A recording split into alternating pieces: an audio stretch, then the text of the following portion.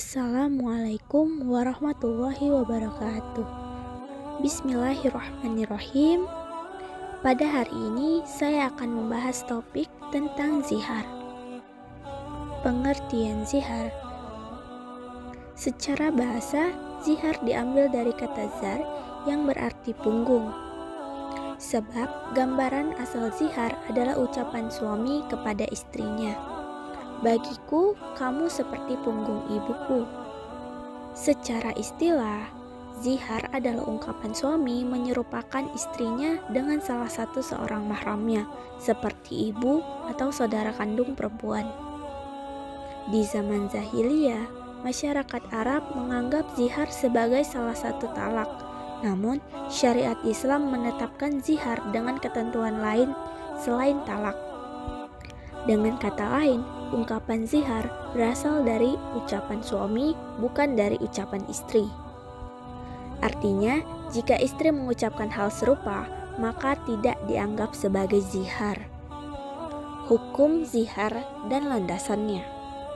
Hukum zihar bermula ketika Aus bin Syamit menyamakan istrinya Haulah dengan ibu kandungnya. Melihat sikap itu, Haulah pun mengadu kepada Allah Subhanahu wa Ta'ala. Suatu waktu, Haulah berkata kepada Rasulullah, "Ya Rasulullah, Aus bin Syamit mengawiniku, aku adalah wanita yang sangat dicintainya. Setelah usiaku lanjut, perutku mulai keriput, ia menganggapku seperti ibunya." Lalu Rasulullah pun menjawab, "Saya belum dapat memutuskan perkaramu." Mendengar jawaban itu, Haulah pun berseru kepada Allah, "Ya Allah, aku mengadu kepadamu." Kemudian turunlah ayat Al-Quran tentang perkara zihar ini. Dalam Quran Surah Al-Mujadalah ayat 2, artinya orang-orang yang menziharkan istrinya menganggapnya sebagai ibu di antara kamu, istri mereka itu bukanlah ibunya. Ibu-ibu mereka tidak lain hanyalah perempuan yang melahirkannya. Sesungguhnya mereka benar-benar telah mengucapkan suatu perkataan yang mungkar dan dusta. Sesungguhnya Allah benar-benar Maha Pemaaf. Lalu dalam Quran Surah Al-Mujadalah ayat 3, yang artinya, dan mereka yang menzihar istrinya kemudian menarik kembali apa yang telah mereka ucapkan, maka mereka diwajibkan memerdekakan seorang budak sebelum kedua suami istri itu bercampur. Demikianlah yang diajarkan kepadamu, dan Allah Maha Teliti terhadap apa yang kamu kerjakan. Dalam hal ini, para ulama sepakat bahwa zihar hukumnya haram dan termasuk dosa besar. Lalu, macam-macam ungkapan zihar. Seperti halnya ungkapan talak, ungkapan zihar juga ada dua macam, yakni syahri dan kinayah. Ungkapan syahri adalah ungkapan yang tidak mengandung makna lain selain makna zihar meskipun tidak disertai niat orang yang mengucapkannya. Contoh ungkapan syahri adalah ungkapan suami kepada istrinya, "Bagiku, kamu seperti punggung ibuku," atau "Kamu bagiku seperti punggung ibuku," atau "Bagiku, kamu seperti badan, tubuh, jasad, fisik, diri, keseluruhan ibuku." Alasan penyebutan badan, tubuh, jasad, fisik, dan diri termasuk ungkapan syahri karena mencakup makna punggung. Berbeda halnya dengan hidung, mata, atau alis yang biasa dipuji. Jika seorang suami mengucapkan ungkapan tersebut, maka sesungguhnya telah menziharkan istrinya. Adapun pengucapannya disertai niat maupun tidak selama ia termasuk orang yang sah menjatuhkan talak. Dalam arti, ia mengucapkan itu dalam keadaan sehat jasmani dan rohani, serta sadar terhadap makna yang diucapkan. Sementara ucapan kinayah adalah ungkapan yang kemungkinan masih mengandung makna lain selain zihar.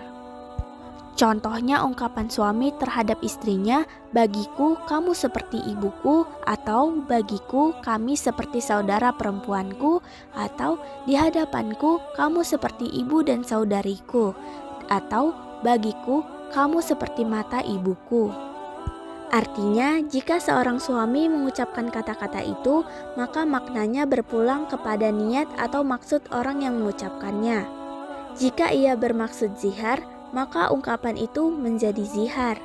Namun, jika ia bermaksud menyanjung, memuji atau memuliakan istrinya, tidak akan menjadi zihar.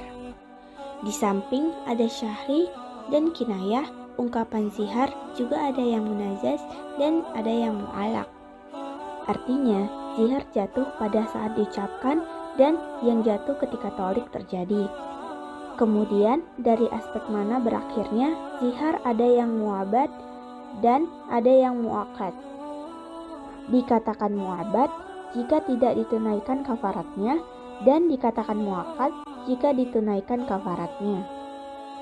Termasuk zihar mu'akad adalah zihar yang dibatasi waktu tertentu seperti 1 minggu atau 1 bulan. Maka masa ziharnya habis saat datangnya waktu yang disebutkan tanpa harus ada kafarat. Lalu konsekuensi zihar. Zihar bukanlah talak. Ungkapan talak tidak bisa dipakai zihar dan ungkapan zihar juga tidak bisa dipakai talak.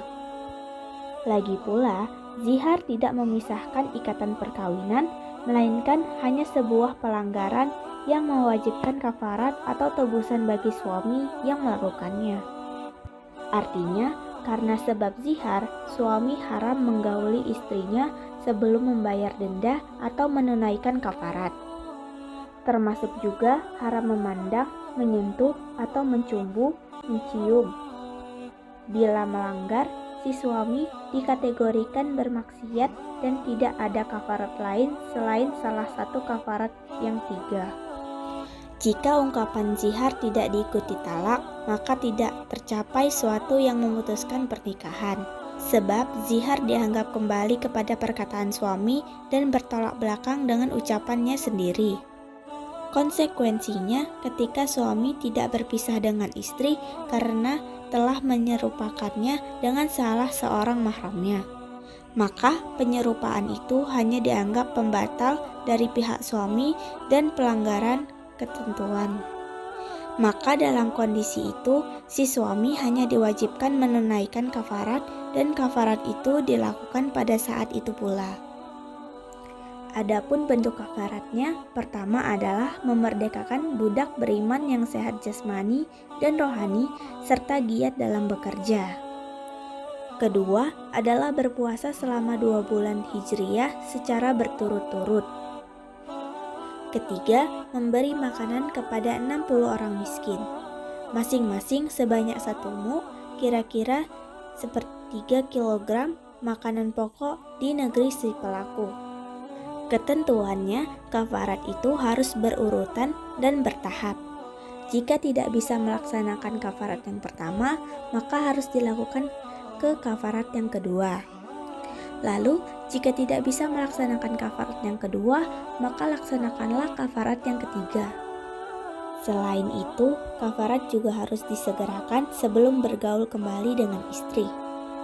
Sebagaimana dalam firman Allah Subhanahu wa taala dalam Quran surah Al-Mujadilah ayat 3, orang-orang yang menziharkan istrinya kemudian menarik kembali apa yang telah mereka ucapkan, wajib memerdekakan seorang budak sebelum kedua suami istri itu berhubungan badan. Demikianlah penjelasan tentang zihar pada hari ini. Semoga bermanfaat. Saya akhiri. Wassalamualaikum warahmatullahi wabarakatuh.